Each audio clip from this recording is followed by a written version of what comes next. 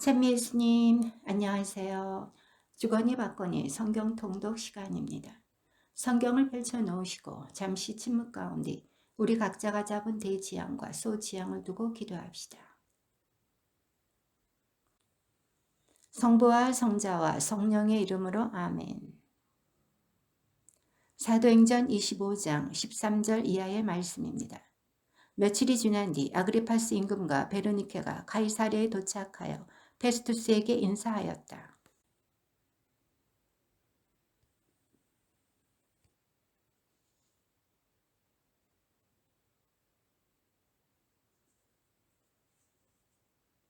내가 예루살렘에 갔더니 수석사제들과 유다인들의 원로들이 그에 대한 소송을 제기하면서 유죄 판결을 요청하였습니다.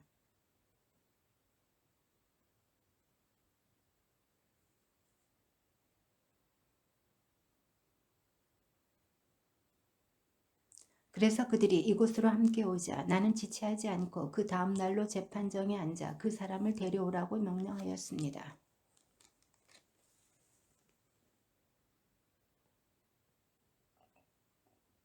바오로와 다투는 것은 자기들만의 종교와 관련되고 또 이미 죽었는데 바오로는 살아있다고 주장하는 예수라는 사람과 관련된 몇 가지 문제뿐이었습니다.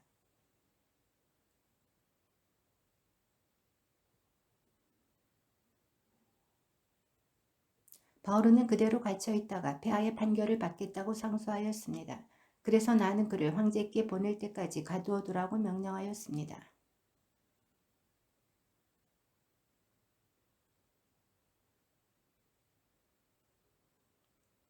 그리하여 이튿날 아그리파스와 베르니케가 온갖 호사를 부리고 와서 천인 대장들과 그 도시의 명사들을 거느리고 접견실로 들어서자 페스투스가 바오로를 데려오라고 명령하였다.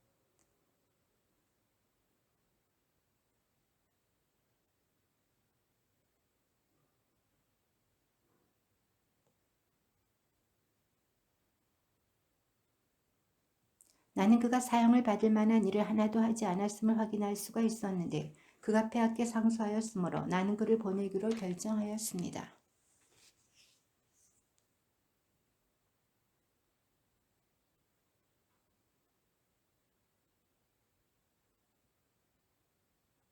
고발 사유를 밝히지도 않은 채 수인을 보내는 것은 부당하다고 생각하기 때문입니다.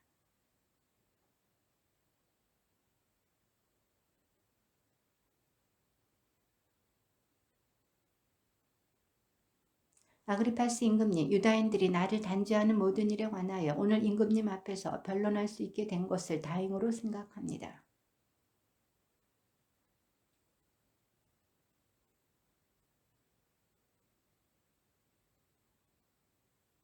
모든 유다인이 나의 삶을 어린 시절부터 내 동족 가운데 섞여 예루살렘에서 살기 시작한 처음부터 알고 있습니다.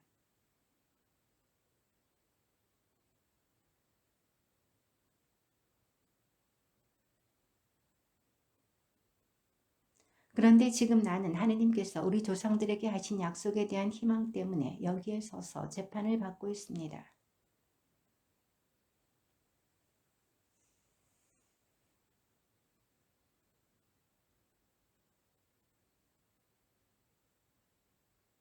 하느님께서 죽은 이들을 다시 일으키신다는 것을 여러분은 왜 믿을 수 없는 것으로 여깁니까?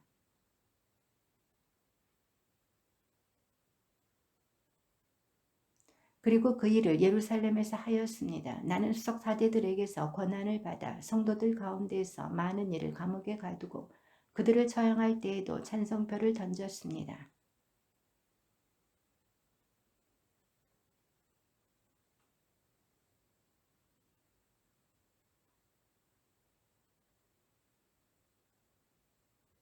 한 번은 내가 그런 일로 수석 사대들의 권한과 위임을 받아 다마스쿠스로 가고 있었습니다.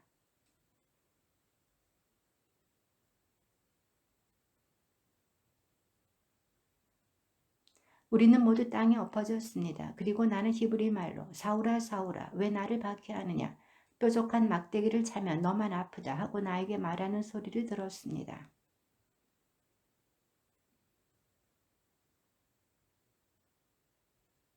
자 일어나 바로 서라. 내가 너에게 나타난 것은 너를 종으로 그리고 내가 나를 본 것과 또 내가 앞으로 너에게 나타내 보일 것의 증인으로 선택하기 위해서다.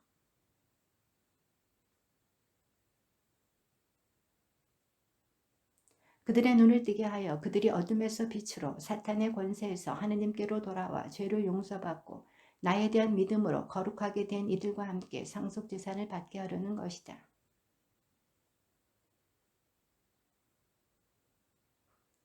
먼저 다마스쿠스에 사는 이들에 이어 예루살렘에 사는 이들에게 또 온 유다 지방을 다니면서 나아가 다른 민족들에게도 회개하고 하느님께 돌아와 회개에 합당한 일들을 하라고 선포하였습니다.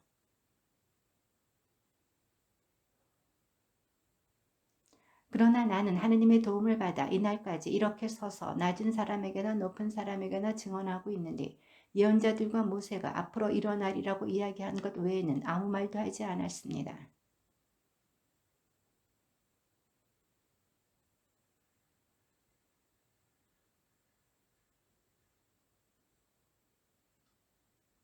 바오로가 이렇게 변론하자 페스투스가 큰 소리로 바오로 당신 미쳤구려 공부를 너무 많이 해서 미치고 말았군 하고 말하였다.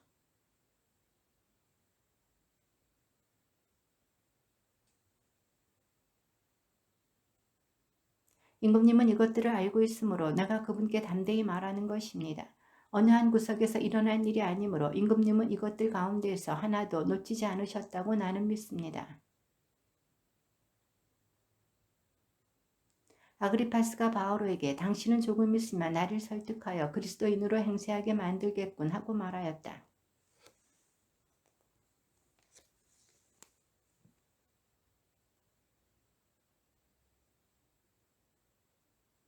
임금과 총독과 베르니케와 그 밖에 그들과 함께 앉아있던 이들이 일어나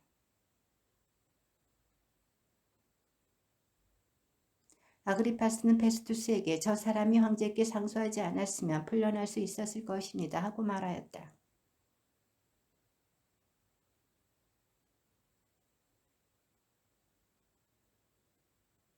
그리하여 우리는 아시아의 여러 항구로 가는 아드라미티움 배를 타고 떠났다. 테살로니카 출신의 마케도니아 사람 아리스타르코스도 우리와 함께 있었다.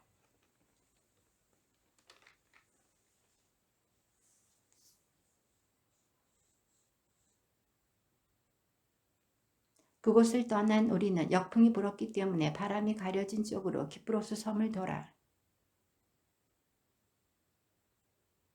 거기에서 백인 대장은 이탈리아로 가는 알렉산드리아 배를 만나 우리를 그 배에 태웠다.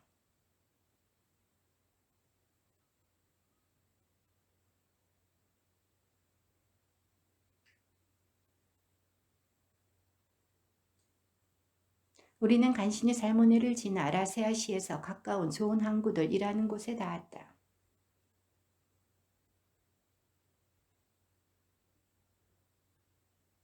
사람들에게 말하였다. 여러분, 내가 보기에 이대로 항해하면 짐과 배뿐만 아니라 우리의 목숨까지도 위험하고 큰 손실을 입을 것입니다.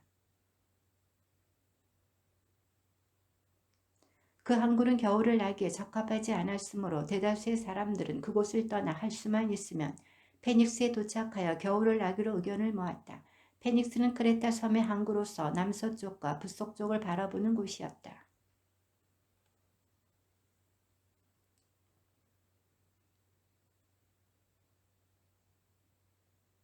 그러나 얼마 되지 않아 크레타 쪽에서 에우라킬론이라는 폭풍이 몰아쳤다.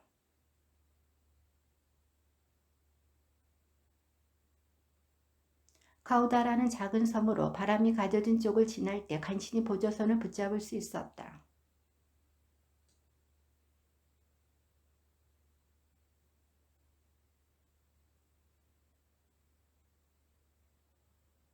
폭풍에 몹시 시달리자 이튿날 선원들은 일부 짐을 바다에 내던지고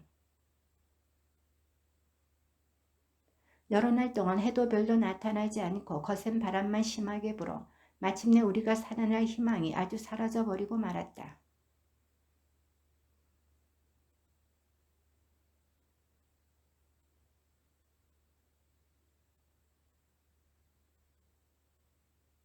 그러나 이제 나는 여러분에게 촉구합니다. 용기를 내십시오. 배만 잃을 뿐 여러분 가운데에서 아무도 목숨을 잃지 않을 것입니다.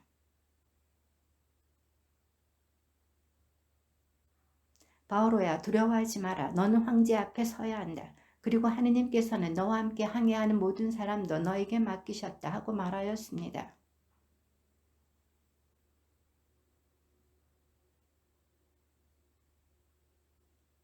우리는 어떤 섬에 자초하게 되어 있습니다.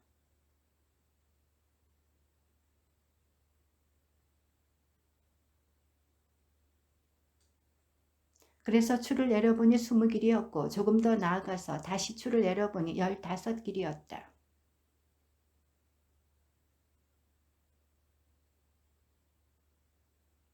그러나 선원들은 배에서 달아날 속셈으로 이물에서 닻을 내린다고 핑계를 대면서 보조선을 바다에 내렸다.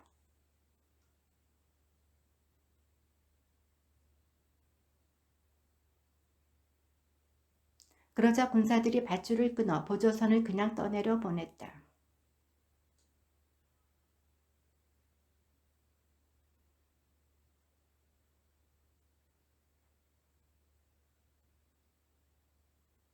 그래서 내가 여러분에게 음식을 먹으라고 권하는 것입니다. 그래야 여러분이 살아남는 데 도움이 됩니다. 여러분 가운데 아무도 머리카락 하나 잃지 않을 것입니다.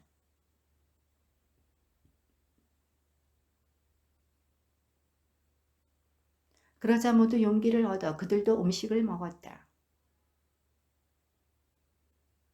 그들은 음식을 배불리 먹은 뒤에 밀을 바다에 던져 배를 가볍게 하였다.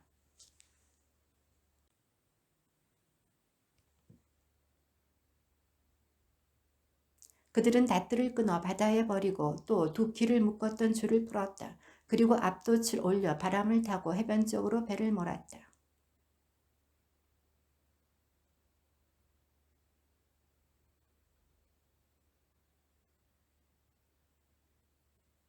군사들은 수인들이 헤엄쳐 달아나지 못하게 하려고 그들을 죽이기로 계획하였다.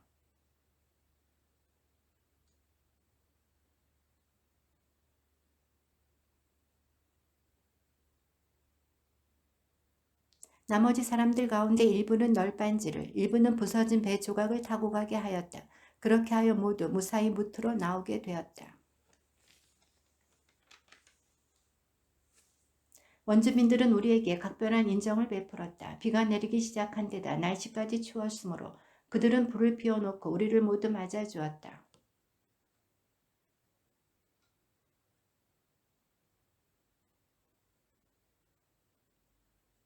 원주민들은 뱀이 바울의 손에 매달린 것을 보고 저 사람은 틀림없이 살인자다. 바다에서는 살아나왔지만 정의의 여신이 그대로 살려두지 않는 것이다 하고 서로 말하였다. 원주민들은 바울의 몸이 부어오르거나 당장 쓰러져 죽으려니 하고 기다렸다.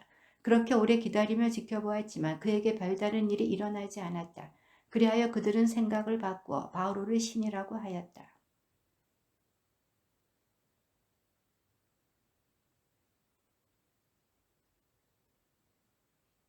마침 푸블리우스의 아버지가 열병과 이질에 걸려 누워 있었는데 바오로가 그에게 가서 기도하고 안수하여 그를 고쳐주었다.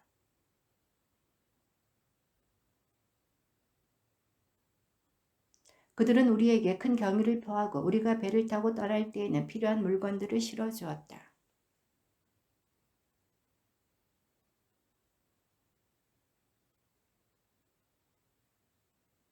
우리는 시라쿠사에 상륙하여 사흘을 머물렀다가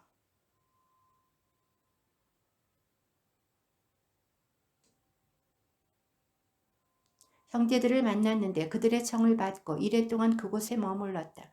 그렇게 하여 우리는 로마에 도착하였다.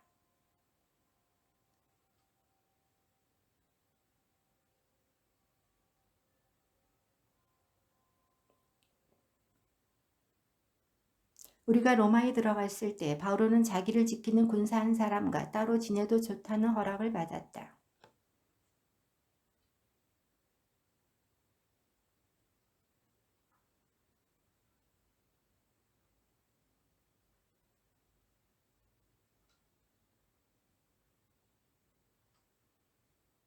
로마인들은 나를 신문하고 나서 사형에 처할 만한 아무런 근거가 없으므로 나를 풀어주려고 하였습니다.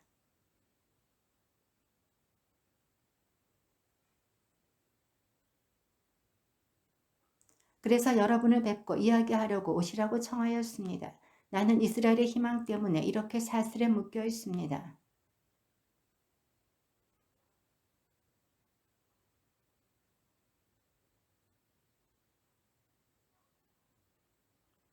그러나 이 분파가 어디에서나 반대를 받는다는 것을 알기 때문에 우리는 당신의 생각을 직접 듣고 싶습니다.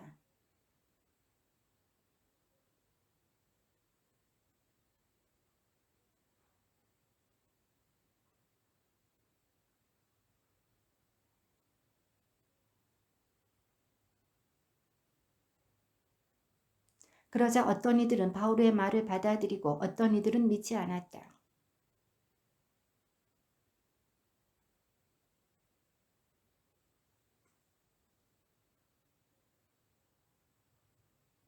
곧 이 말씀입니다. 너는 저 백성에게 가서 말하여라. 너희는 듣고 또 들어도 깨닫지 못하고 보고 또 보아도 알아보지 못하리라.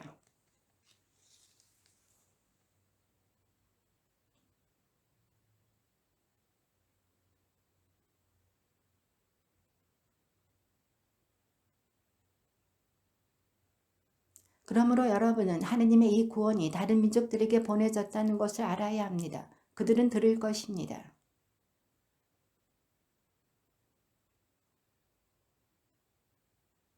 그는 아무 방해도 받지 않고 아주 담대히 하느님의 나라를 선포하며 주 예수 그리스도에 관하여 가르쳤다.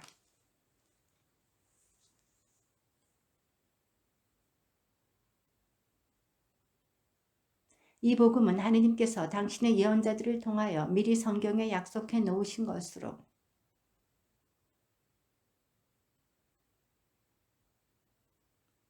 거룩한 영으로는 죽은 이들 가운데서 부활하시어 힘을 지니신 하느님의 아드님으로 확인되신 우리 주 예수 그리스도이십니다.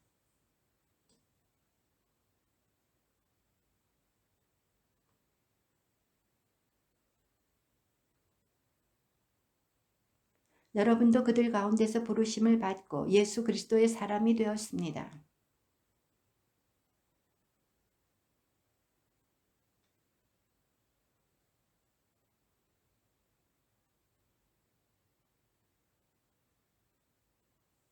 먼저 여러분 모두의 일로 예수 그리스도를 통하여 나의 하느님께 감사를 드립니다. 여러분의 믿음이 온 세상에 알려지고 있기 때문입니다.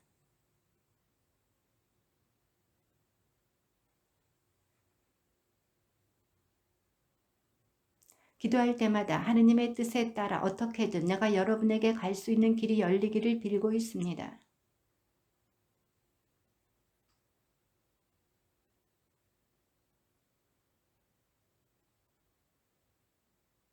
다시 말하면 내가 여러분과 같이 지내면서 여러분의 믿음과 나의 믿음을 통하여 다 함께 서로 격려를 받으려는 것입니다.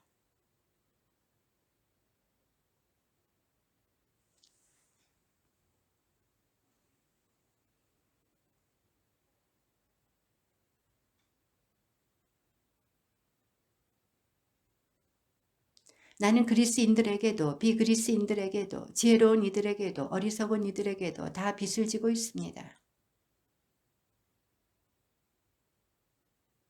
나는 복음을 부끄러워하지 않습니다. 복음은 먼저 유다인에게 그리고 그리스인에게까지 믿는 사람이면 누구에게나 구원을 가져다 주는 하느님의 힘이기 때문입니다.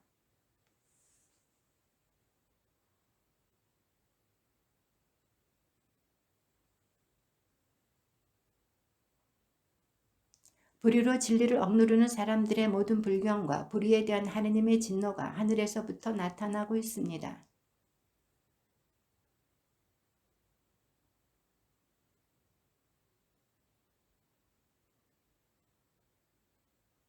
세상이 창조된 때부터 하느님의 보이지 않는 본성, 곧 그분의 영원한 힘과 신성을 조물을 통하여 알아보고 깨달을 수 있게 되었습니다. 따라서 그들은 변명할 수가 없습니다.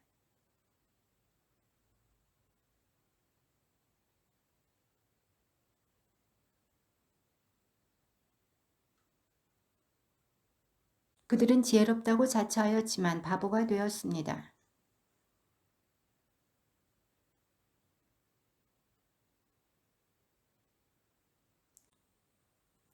그리하여 하느님께서는 그들이 마음의 욕망으로 더럽혀지도록 내버려 두시어 그들이 스스로 자기들의 몸을 수치스럽게 만들도록 하셨습니다.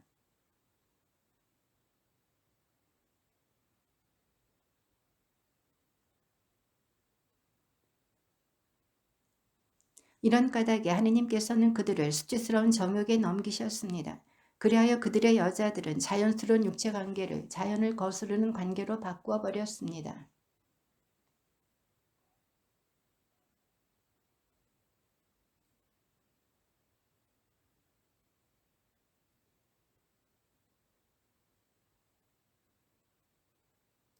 그들이 하느님을 알아모시려고 하지 않았기 때문에 하느님께서는 그들이 분별 없는 정신에 빠져 부당한 짓들을 하게 내버려 두셨습니다.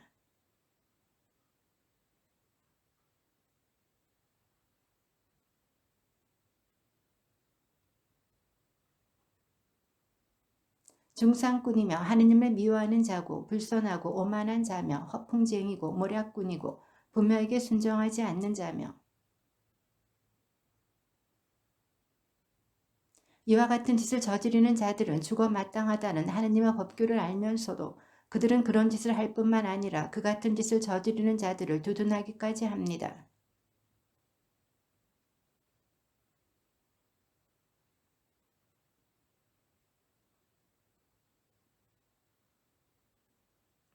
우리는 그러한 짓을 저지르는 자들에게 내리는 하느님의 심판이 진리에 따른 것임을 알고 있습니다.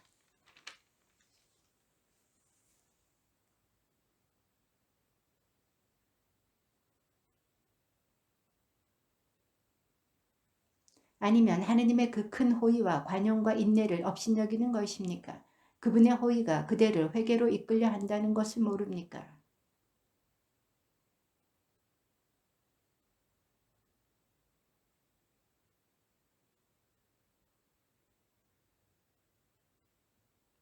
하느님께서는 각자에게 그 행실대로 갚으실 것입니다.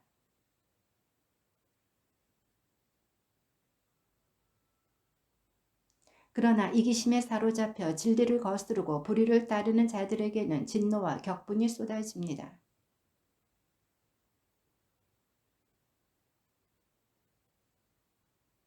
먼저 유다인에게 그리고 그리스인에까지 선을 행하는 모든 이에게는 영광과 명예와 평화가 내릴 것입니다.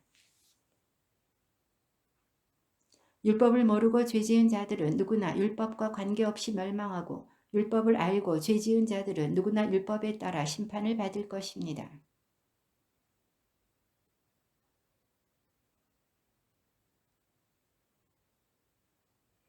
다른 민족들이 율법을 가지고 있지 않으면서도 본성에 따라 율법에서 요구하는 것을 실천하면 율법을 가지고 있지 않은 그들이 자신들에게는 율법이 됩니다.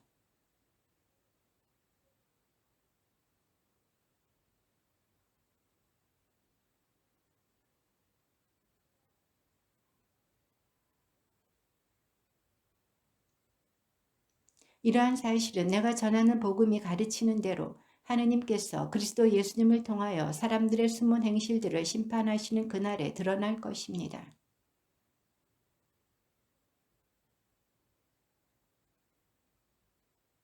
율법을 배워 하느님의 뜻을 알고 무엇이 중요한지 판단할 줄 안다고 합니다.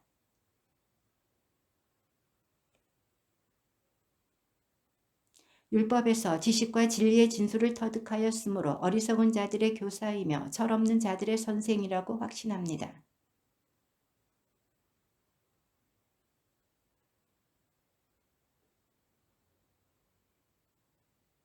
간음을 하지 말라고 하면서 왜 그대는 간음을 합니까? 우상을 혐오한다고 하면서 왜 그대는 신전 물건을 훔칩니까? 과연 성경에 하느님의 이름이 너희 때문에 다른 민족들 가운데서 모독을 받는다고 기록되어 있습니다.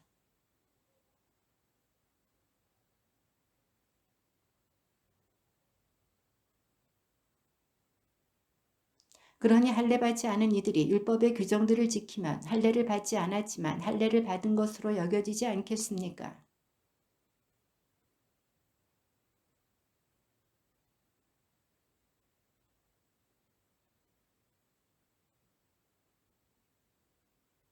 겉모양을 갖추었다고 유다인이 아니고 살갗의 겉모양으로 나타난다고 할례가 아닙니다.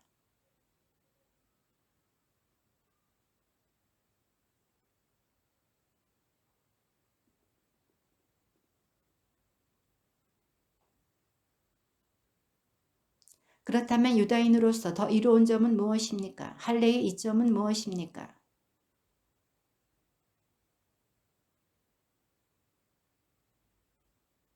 그러면 그들 가운데 몇 사람이 불성실할 경우에는 어떻게 됩니까? 그들의 불성실함이 하느님의 성실하심을 무효로 만들어 버린다는 말입니까?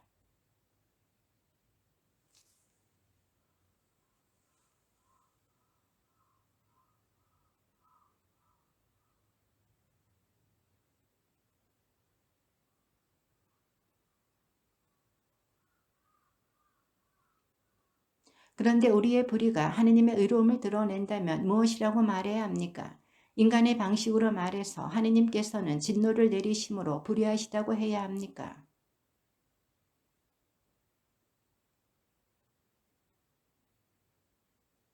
나의 거짓으로 하느님의 진실하심이 더욱 돋보여 그분 영광의 보탬이 된다면 왜 내가 여전히 죄인으로 심판을 받아야 합니까?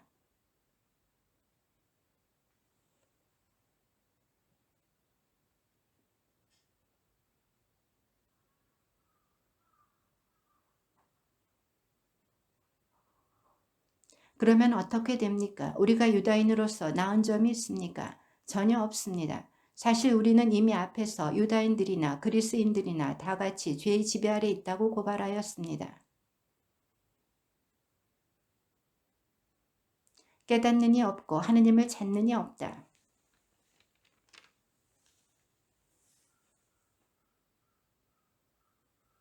그들 목구멍은 열린 무덤, 혀로는 사람을 속이고 입술 밑에는 살무사의 독을 뿜는다.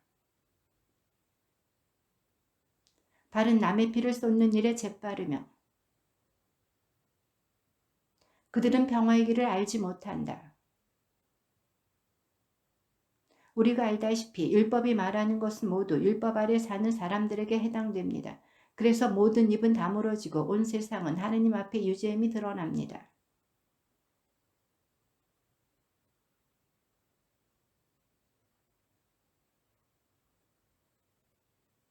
그러나 이제는 율법과 상관없이 하느님의 의로움이 나타났습니다. 이는 율법과 예언자들이 증언하는 것입니다.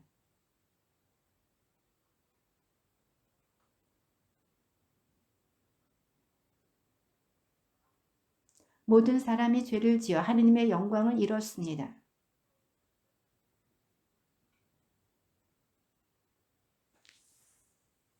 하느님께서는 예수님을 속죄의 제물로 내세우셨습니다. 예수님의 피로 이루어진 속죄는 믿음으로 얻어집니다. 사람들이 이전에 지은 죄들을 용서하시어 당신의 의로움을 보여주시려고 그리하신 것입니다.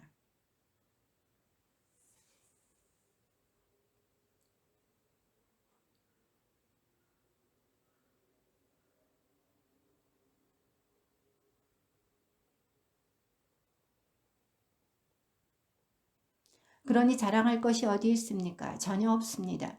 무슨 법으로 그리되었습니까? 행위의 법입니까? 아닙니다. 믿음의 법입니다.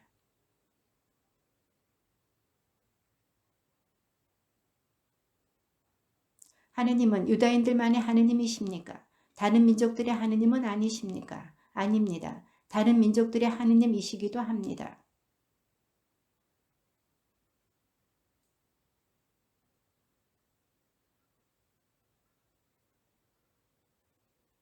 그렇다면 우리가 믿음으로 율법을 무효가 되게 하는 것입니까? 결코 그렇지 않습니다.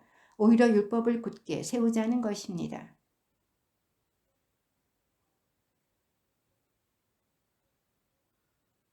아브라함이 행위로 의롭게 되었더라면 자랑할 만도 합니다. 그러나 하느님 앞에서는 그렇지 않습니다.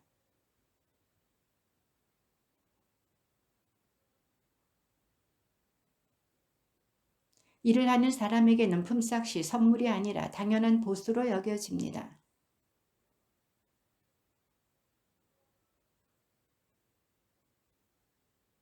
그래서 다윗도 하느님께서 행위와는 상관없이 의로움을 인정해 주시는 사람의 행복을 이렇게 노래합니다.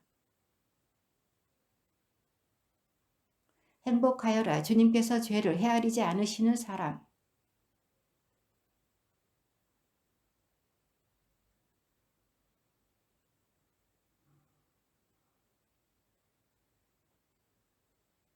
그러면 어떤 상황에서 그러한 인정을 받았습니까? 할례를 받은 다음입니까? 아니면 할례를 받지 않았을 때입니까?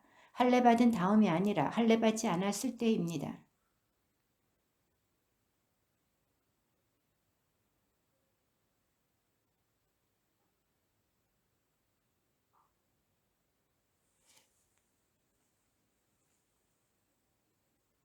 또한 아브라함은 할례 받은 이들의 조상입니다. 그들은 할례를 받았을 뿐만 아니라 우리 조상 아브라함이 할례를 받지 않았을 때에 걸어간 그 믿음의 발자취도 따라 걸었습니다.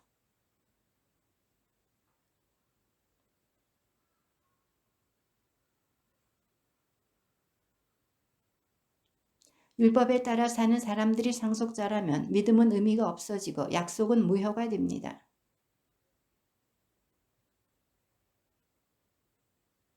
그러한 까닭에 약속은 믿음에 따라 이루어지고 은총으로 주어집니다. 이는 약속이 모든 후손에게 곧 율법에 따라 사는 이들뿐만 아니라 아브라함이 보여준 믿음에 따라 사는 이들에게도 보장되게 하려는 것입니다. 아브라함은 우리 모두의 조상입니다.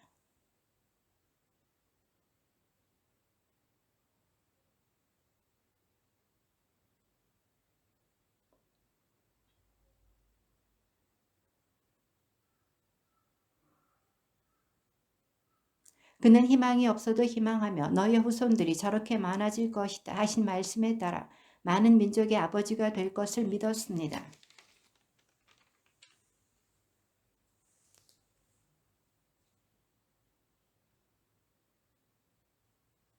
그는 불신으로 하느님의 약속을 의심하지 않았을 뿐만 아니라 오히려 믿음으로 더욱 굳세어져 하느님을 찬양하였습니다. 바로 그 때문에 하느님께서 그 믿음을 의로움으로 인정해 주신 것입니다. 우리를 위한 것이기도 합니다. 우리 주 예수님을 죽은 이들 가운데서 일으키신 분을 믿는 우리도 그렇게 인정받을 것입니다.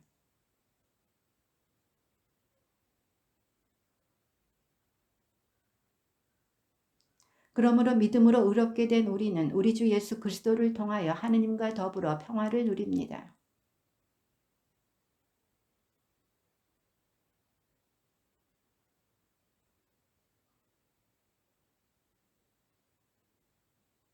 그뿐만 아니라 우리는 환난도 자랑으로 여깁니다. 우리가 알고 있듯이 환난은 인내를 자아내고 그리고 희망은 우리를 부끄럽게 하지 않습니다. 우리가 받은 성령을 통하여 하느님의 사랑이 우리 마음에 부어졌기 때문입니다.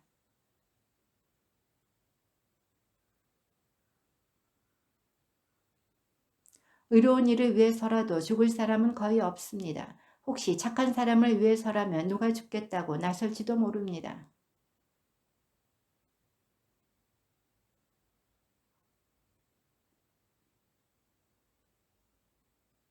그러므로 이제 그분의 피로 의롭게 된 우리가 그분을 통하여 하느님의 진노에서 구원을 받게 되리라는 것은 더욱 분명합니다.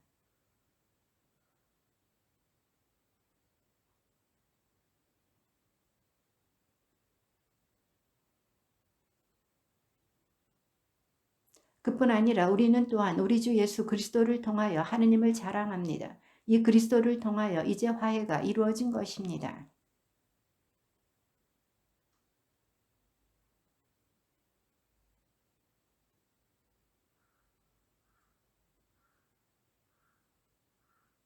사실 율법이 있기 전에도 세상에 죄가 있었지만 율법이 없어서 죄가 죄로 헤아려지지 않았습니다.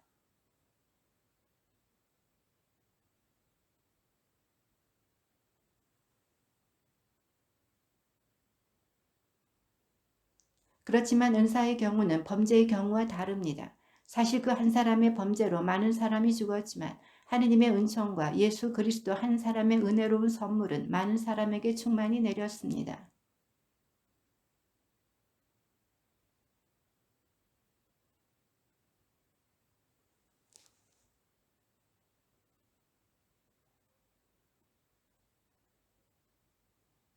사실 그 한 사람의 범죄로 그 한 사람을 통하여 죽음이 지배하게 되었지만 은총과 의로움의 선물을 충만히 받은 이들은 예수 그리스도 한 분을 통하여 생명을 누리며 지배할 것입니다.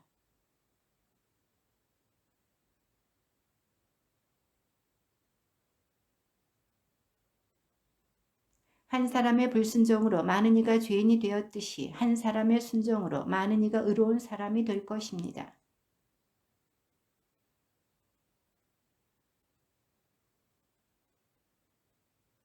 이는 죄가 죽음으로 지배한 것처럼 은총이 우리 주 예수 그리스도를 통하여 영원한 생명을 가져다 주는 의로움으로 지배하게 하려는 것입니다.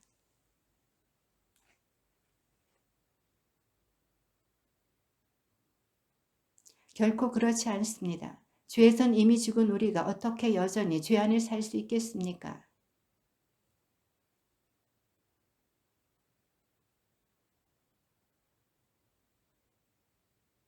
과연 우리는 그분의 죽음과 하나 되는 세례를 통하여 그분과 함께 묻혔습니다. 그리하여 그리스도께서 아버지의 영광을 통하여 죽은 이들 가운데서 되살아나신 것처럼 우리도 새로운 삶을 살아가게 되었습니다.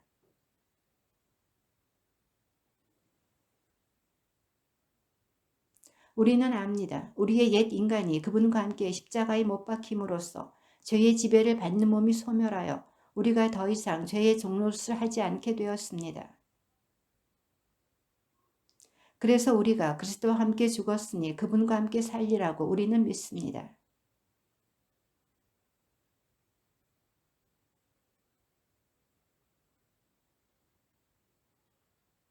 그분께서 돌아가신 것은 죄와 관련하여 단 한 번 돌아가신 것이고 그분께서 사시는 것은 하느님을 위하여 사시는 것입니다.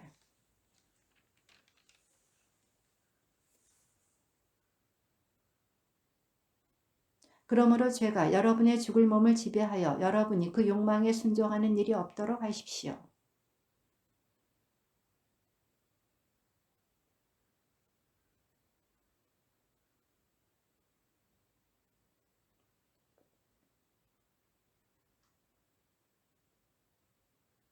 죄가 여러분 위에 군림할 수는 없습니다. 여러분은 율법 아래 있지 않고 은총 아래 있습니다.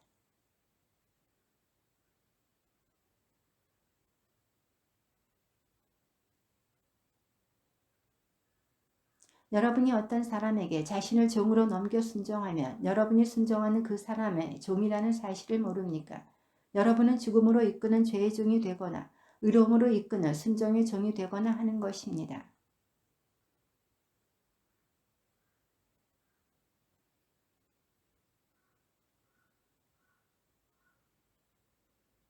여러분은 죄에서 해방되어 의로움의 종이 되었습니다.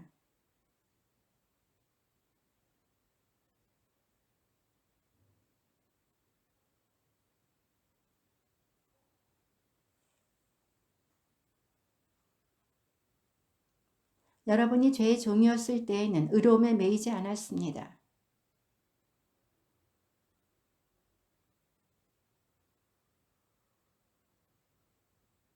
그런데 이제 여러분이 죄에서 해방되고 하느님의 종이 되어 얻는 소득은 성화로 이끌어줍니다. 또 그 끝은 영원한 생명입니다.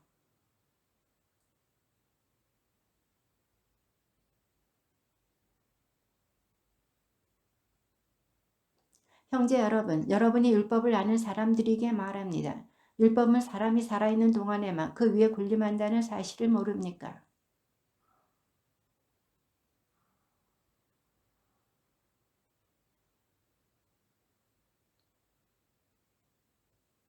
그러므로 남편이 살아있는 동안에 다른 남자에게 몸을 맡기면 간통한 여자라고 불리지만 남편이 죽으면 그 율법에서 자유로워져 다른 남자에게 몸을 맡겨도 간통한 여자가 되지 않습니다.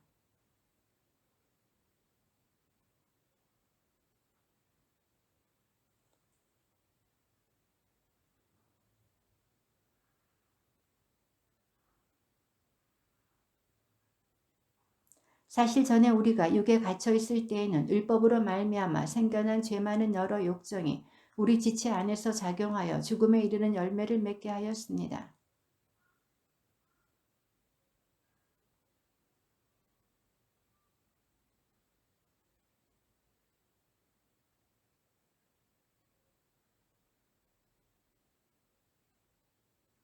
그렇다면 우리가 무엇이라고 말해야 합니까? 율법이 죄입니까? 결코 그렇지 않습니다. 그러나 율법이 없었다면 나는 죄를 몰랐을 것입니다. 율법에서 탐내서는 안 된다고 하지 않았으면 나는 탐욕을 알지 못하였을 것입니다.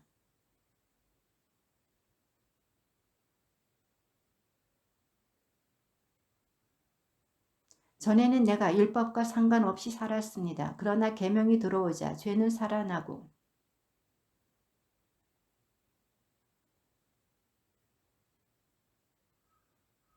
죄가 계명을 빌미로 나를 속이고 또 그것으로 나를 죽인 것입니다.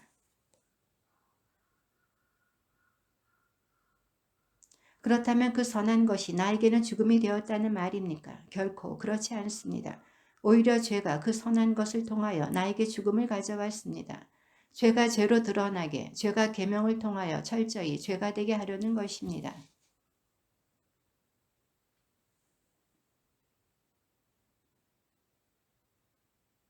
나는 내가 하는 것을 이해하지 못합니다. 나는 내가 바라는 것을 하지 않고 오히려 내가 싫어하는 것을 합니다.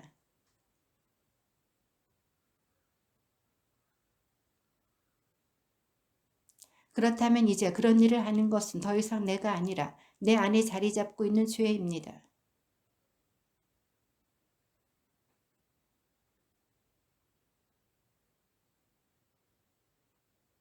선을 바라면서도 하지 못하고 악을 바라지 않으면서도 그것을 하고 맙니다.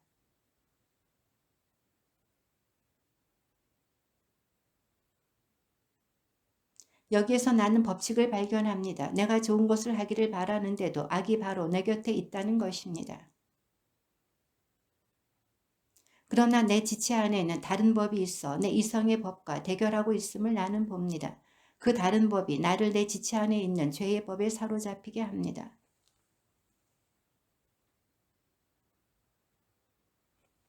우리 주 예수 그리스도를 통하여 나를 구해주신 하느님께 감사드립니다. 이렇게 나 자신이 이성으로는 하느님의 법을 섬기지만 육으로는 죄의 법을 섬깁니다. 그리스도 예수님 안에서 생명을 주시는 성령의 법이 그대를 죄와 죽음의 법에서 해방시켜 주었기 때문입니다.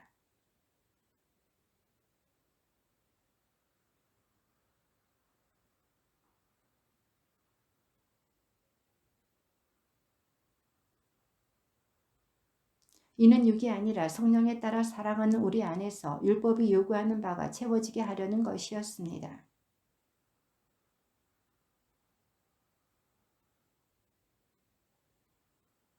육의 관심사는 죽음이고 성령의 관심사는 생명과 평화입니다.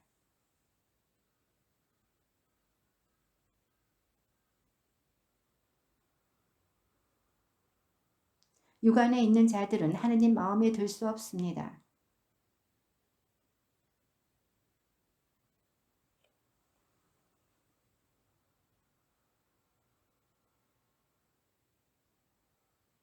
그러나 그리스도께서 여러분 안에 계시면 몸은 비록 죄 때문에 죽은 것이 되지만 의로움 때문에 성령께서 여러분의 생명이 되어 주십니다.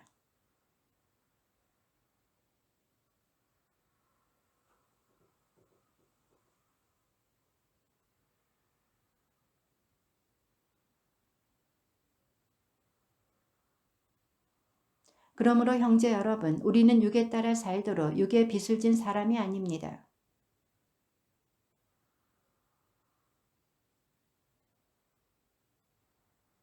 하느님의 영의 인도를 받는 이들은 모두 하느님의 자녀입니다.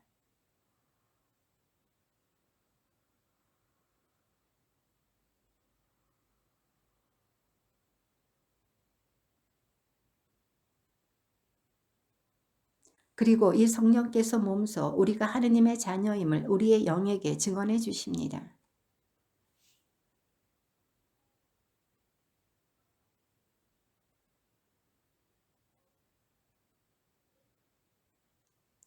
장차 우리에게 계시될 영광에 견주면 지금 이 시대에 우리가 겪는 고난은 아무것도 아니라고 생각합니다.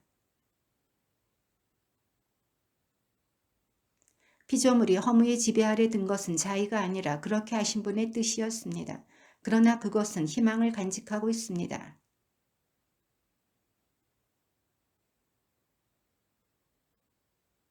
우리는 모든 피조물이 지금까지 다 함께 탄식하며 진통을 겪고 있음을 알고 있습니다.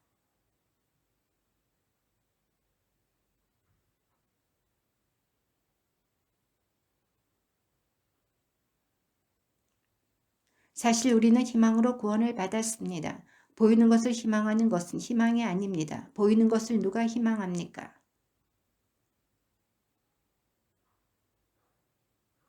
이와 같이 성령께서도 나약한 우리를 도와주십니다. 우리는 올바른 방식으로 기도할 줄 모르지만 성령께서 몸소 말로 닿을 수 없이 탄식하시며 우리를 대신하여 간구해 주십니다.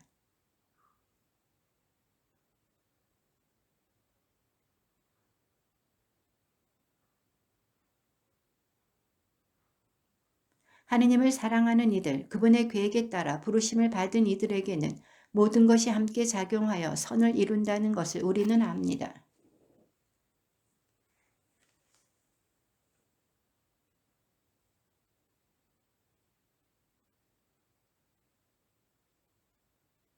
그렇게 미리 정하신 이들을 또한 부르셨고 부르신 이들을 또한 의롭게 하셨으며 의롭게 하신 이들을 또한 영광스럽게 해주셨습니다.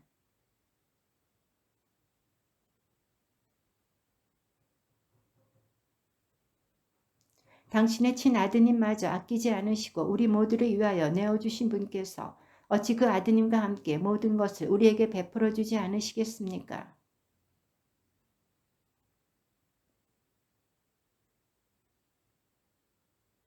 누가 그들을 단죄할 수 있겠습니까? 돌아가셨다가 참으로 되살아나신 분, 또 하느님의 오른쪽에 앉아 계신 분, 그리고 우리를 위하여 간구해 주시는 분이 바로 그리스도 예수님이십니다.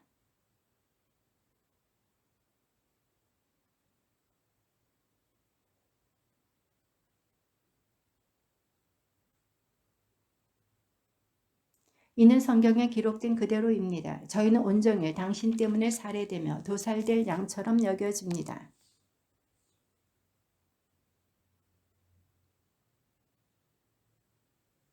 나는 확신합니다. 죽음도 삶도 천사도 권세도 현재의 것도 미래의 것도 권능도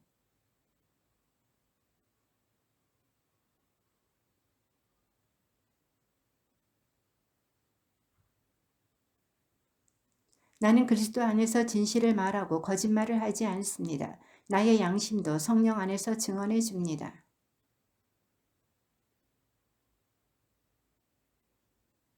사실 육으로는 내 혈적인 동포들을 위해서라면 나 자신이 저주를 받아 그리스도에게서 떨어져 나가기라도 했으면 하는 심정입니다.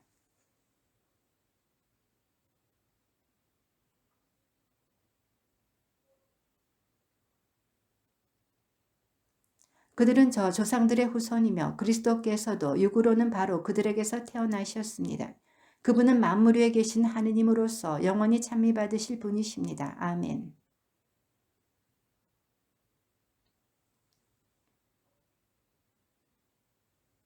아브라함의 후손이라고 다 그의 자녀가 아닙니다. 이삭을 통하여 후손들이 너의 이름을 물려받을 것이다 라고 하였습니다.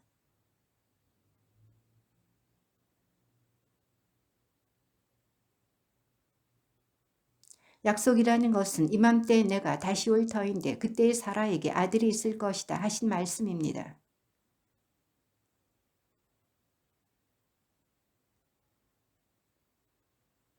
두 아들이 태어나기도 전에 그들이 선이나 악을 행하기도 전에 하느님께서는 당신 선택의 뜻을 지속시키시려고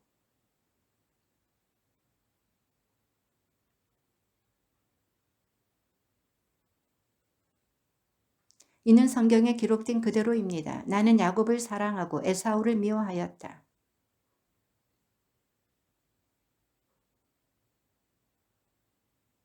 하느님께서는 모세에게 말씀하셨습니다. 나는 내가 자비를 베풀려는 이에게 자비를 베풀고 동정을 베풀려는 이에게 동정을 베푼다. 사실 성경도 파라오에게 이렇게 말합니다. 바로 이렇게 하려고 내가 너를 일으켜 세웠다. 곧 너에게서 내 힘을 보이고 온 세상에 내 이름을 떨치게 하려는 것이다.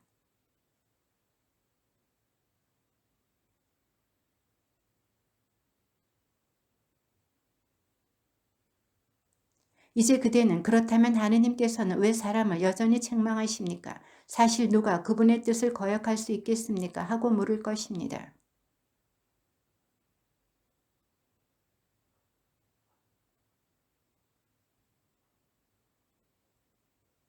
또는 옹기장이가 진흙을 가지고 한 덩이는 귀한 데 쓰는 그릇으로 한 덩이는 천한 데 쓰는 그릇으로 만들 권한이 없습니까?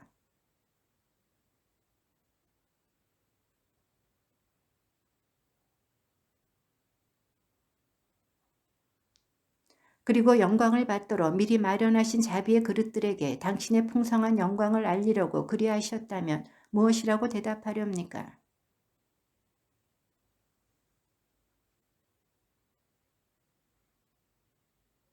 이는 바로 호세아서에서 말하는 것과도 같습니다. 나는 내 백성이 아닌 자들을 내 백성이라 부르고 사랑받지 못한 여인을 사랑받는 여인이라 부르리라.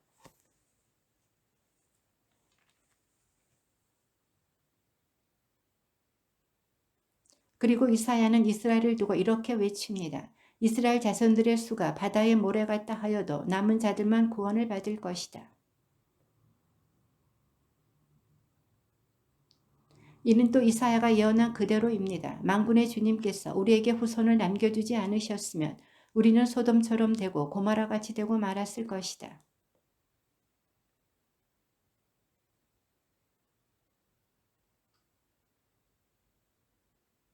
그런데 이스라엘은 의로움의 율법을 추구하였지만 그 율법에 이르지 못하였습니다.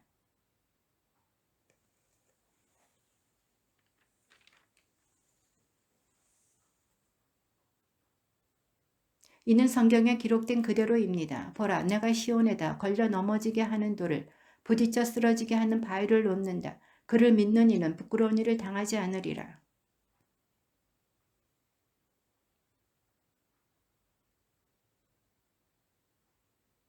나는 그들에 관하여 증언할 수 있습니다. 그들은 하느님을 위한 열성을 지니고 있다는 것입니다. 그러나 그것은 깨달음의 바탕을 두지 않은 열성입니다.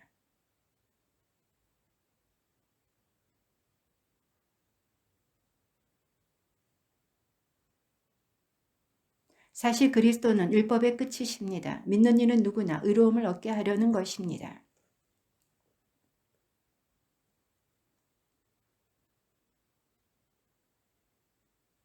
그러나 믿음에서 오는 의로움은 이렇게 말합니다. 너는 누가 하늘로 올라가리요 하고 마음속으로 생각해서는 안 된다. 이 말씀은 그리스도를 모시고 내려오라는 것입니다.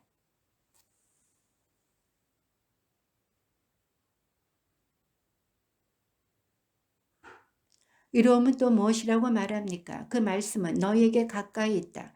너희 입과 너희 마음에 있다. 이것이 우리가 선포하는 믿음의 말씀입니다.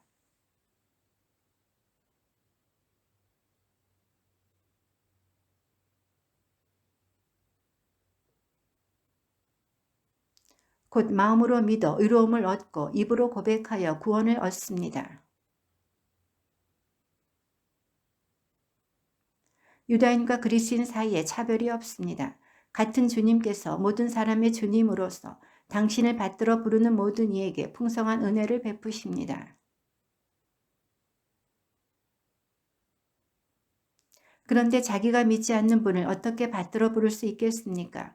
자기가 들은 적이 없는 분을 어떻게 믿을 수 있겠습니까? 선포하는 사람이 없으면 어떻게 들을 수 있겠습니까?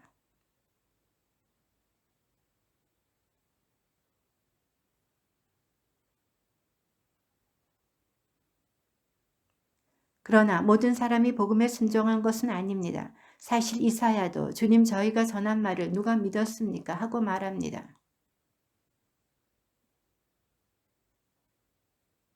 그러나 나는 묻습니다. 그들이 들은 적이 없다는 것입니까? 물론 들었습니다. 그들의 소리는 온 땅으로, 그들의 말은 누리 끝까지 퍼져나갔다.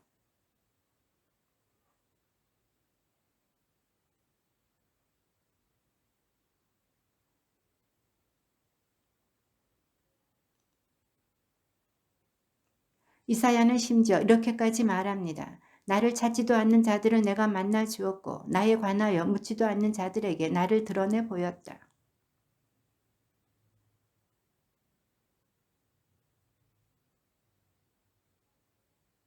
그래서 나는 묻습니다. 하나님께서 당신의 백성을 물리치신 것입니까? 결코 그렇지 않습니다. 나 자신도 이스라엘 사람입니다. 아브라함의 후손으로 베냐민 지파 사람입니다.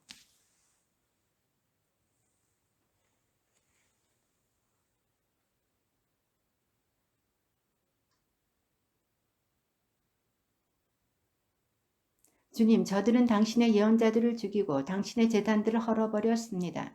이제 저 혼자 남았는데 저들은 제 목숨마저 없애려고 저를 찾고 있습니다.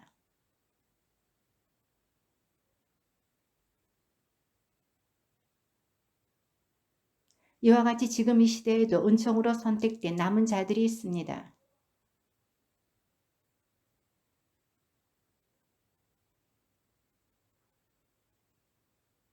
그러면 어떻게 됩니까? 이스라엘 백성은 자기들이 찾던 것을 얻지 못하고 선택된 이들만 그것을 얻었습니다. 나머지 사람들은 마음이 완고해졌습니다.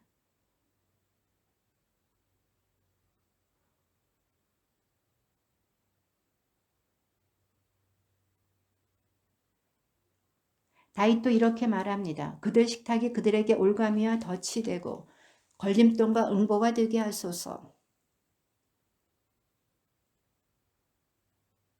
그러면 내가 묻습니다. 그들은 걸려 비틀거리다가 끝내 쓰러지고 말았습니까? 결코 그렇지 않습니다. 오히려 그들의 잘못으로 다른 민족들이 구원을 받게 되었고 그래서 그들이 다른 민족들을 시기하게 되었습니다.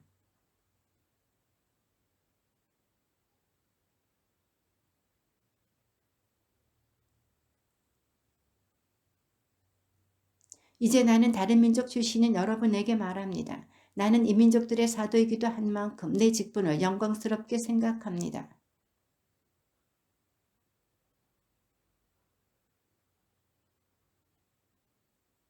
그들이 배척을 받아 세상의 화해를 얻었다면 그들이 받아들여질 때에는 어떻게 되겠습니까? 죽음에서 살아나는 것이 아니고 무엇이겠습니까?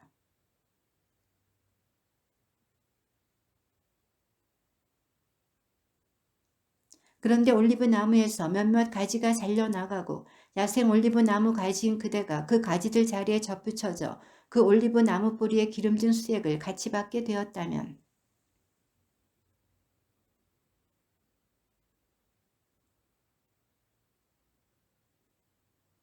이제 그대는 가지들이 잘려나간 것은 내가 접붙여지기 위해서였다 하고 말할 것입니다.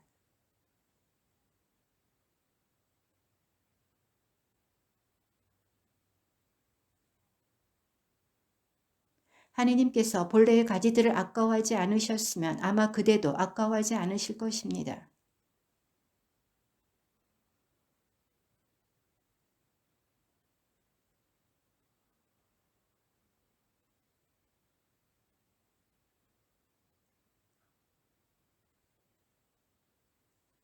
그들도 불신을 고집하지 않으면 다시 접붙여질 것입니다. 하느님께서는 그들을 다시 접붙이실 능력이 있으십니다.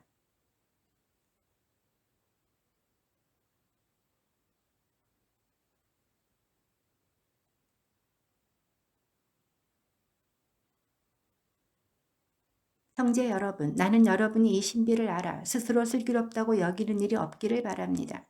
그 신비는 이렇습니다. 이스라엘 일부가 마음이 완고해진 상태는 다른 민족들의 수가 다 찰 때까지 이어지고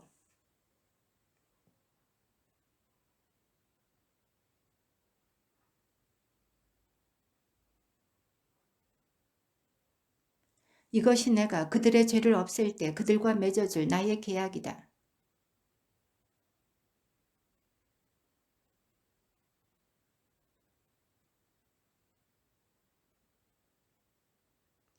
하느님의 은사와 소명은 철회될 수 없는 것이기 때문입니다.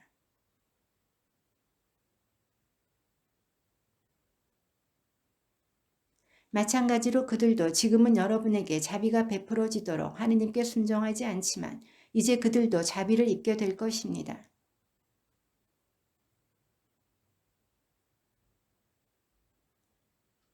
오 하느님의 풍요와 지혜와 지식은 정령 깊습니다. 그분의 판단은 얼마나 헤아리기 어렵고 그분의 길은 얼마나 알아내기 어렵습니까?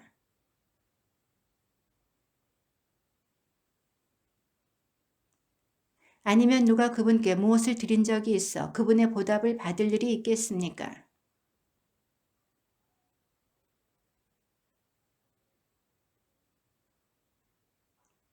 주님의 말씀입니다.